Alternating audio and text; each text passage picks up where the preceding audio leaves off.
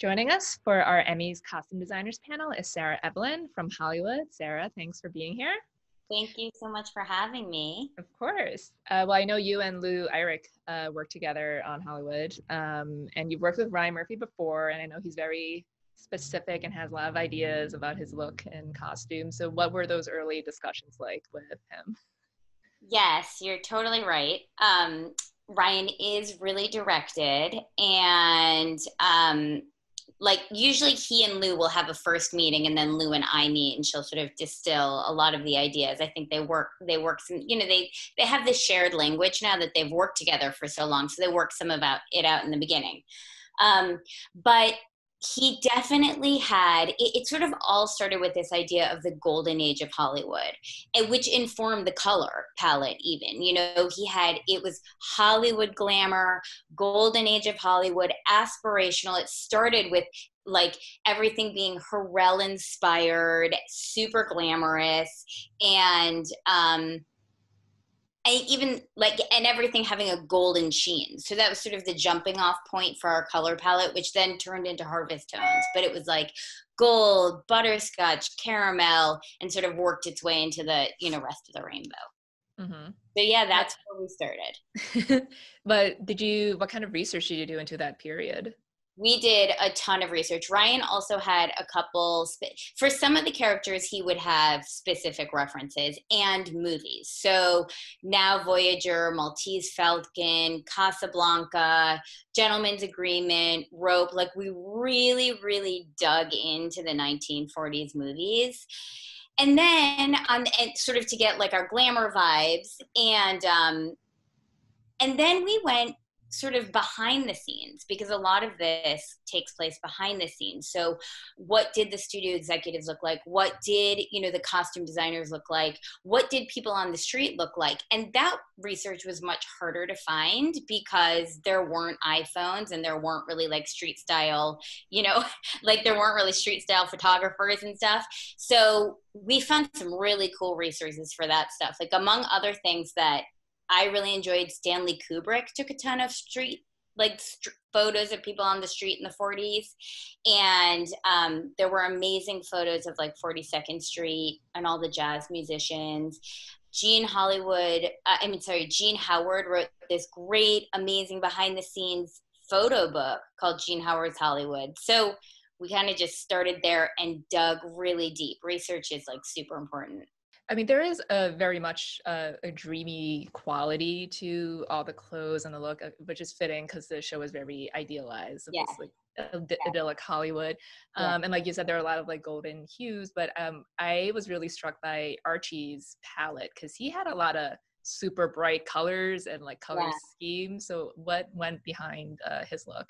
I mean, Archie was, first of all, Jeremy Pope is amazing to work with, and he's someone who can pull anything off. So our concept originally, and Ryan's thought originally too about Archie was, Archie would have been one of those trend-setting rule breakers. He was making change, and we felt like you would see that. So he didn't have a ton of money, but he would be the guy that created style.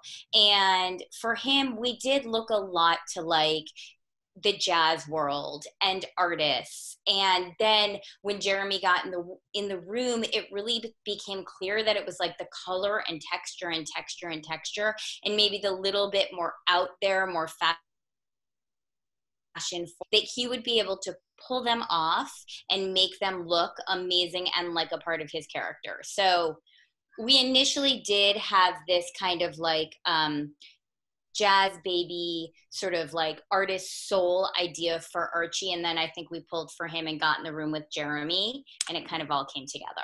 Mm-hmm. The show is a mix of of real life and real people and some fictional characters. So did you approach dressing the real characters any differently than you did from the fictional, or I guess like did you guys want to recreate any specific actual outfits that some of these people wore? Yeah. Well, we felt like, and again, like sort of Ryan's directive was when we were actually recreating actual scenes, like when Hattie McDaniel won the Oscars in the 1940s, then we stayed as true to the photo references as possible of those costumes. When it wasn't a recreated event, we felt like we could dig a little bit more and just be like, what might have been in, let's say, Vivian Lee's closet. And then you sort of pull that closet and again, get in the fitting with the actress. And it's like, I feel like there's always this moment where you're like, that's it. With Rock Hudson, there really weren't images of him in the mid before he was famous. Yeah. He really got to Hollywood like in a way where he was being photographed in the 50s. So we sort of took who he was once you started seeing images of him and backpedaled on that. Like how might he have gotten from driving a truck in the Midwest to who he was in 1950?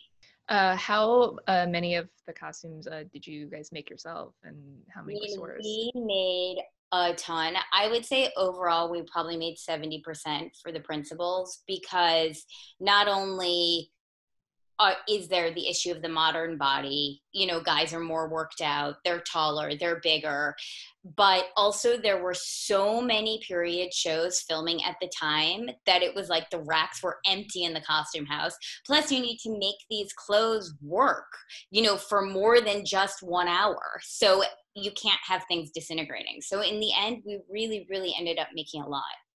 Well, the last episode takes place at the Oscars, and I noticed that for especially like the younger guys, you put them all in white, and then the actresses, they're mostly in kind of like light pastel-y colors, like Camilla's in like a light pink and Claire's in a brighter pink, and like Anna May Wong was in this like kind of like Easter color yellowish hue.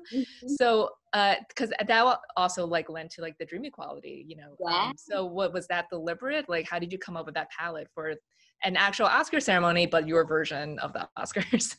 Well, I'm so glad you noticed because that palette was a total inspiration of Ryan's, but it was an inspiration that happened like 4 days before we were filming that scene with all our principals and all our background, and we'd already started fitting. So it was one of those sort of situations where you're like, I get it, I'm buying it, let's go. And then we had 4 days to like basically repull, make, and fit everyone.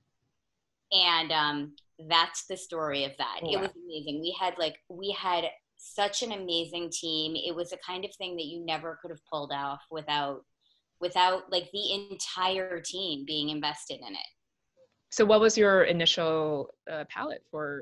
Well, the initial palette was like the show palette. So like actually, I don't know how much of this you end up seeing, but there was this hot pink Charles James inspired dress that Camille ends up wearing on the red carpet for Meg. You only see it for a minute, but originally that's what she was going to wear to the Oscars. And Sam was going to wear red. Like it was going to be everybody's very, very bold moment.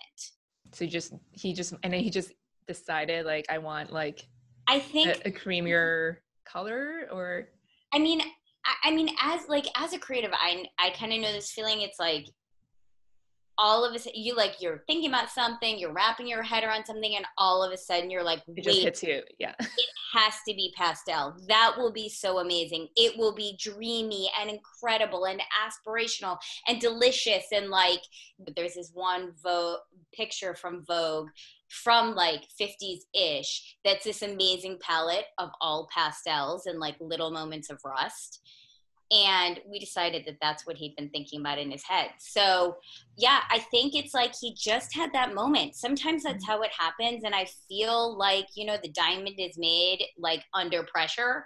And if you commit and you like treat it right, you can really, I mean, I'm glad he had that last minute inspiration, because I feel like it was one of those things that really made it better. Yeah, it definitely, like, it was still like, you know, classic but modern almost, and it fit with the whole vibe of the show. Do you have a favorite outfit from the whole series that you worked on? I couldn't say, like, you know, like you have so many babies, but so like I couldn't say a favorite, although there were many that I really loved, and the cast was so fantastic to work with, which also makes your costumes better because they collaborate with you and they wear them so well. I would say that one of the really fulfilling costumes to work on was the pump jockey.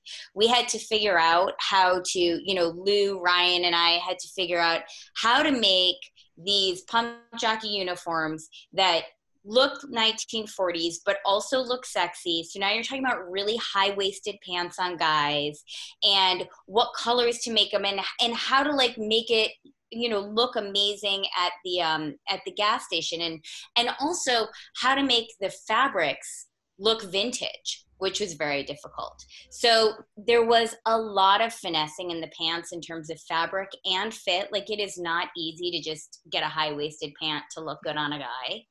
And a lot of finessing in the shirts and exactly what cotton it was going to be, and to make sure it wasn't too shiny and it wasn't too stiff.